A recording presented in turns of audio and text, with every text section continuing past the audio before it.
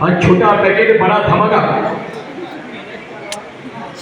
समर्थास आपल्या या आवाजाच्या माध्यमातून या ठिकाणी देतोय।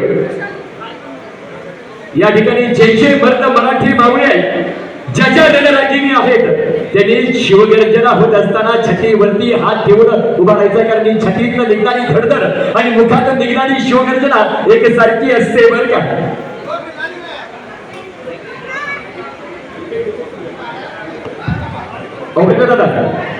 ऑपरेटर दादा इफेक्ट फक्त शिवगर्जना इफेक्ट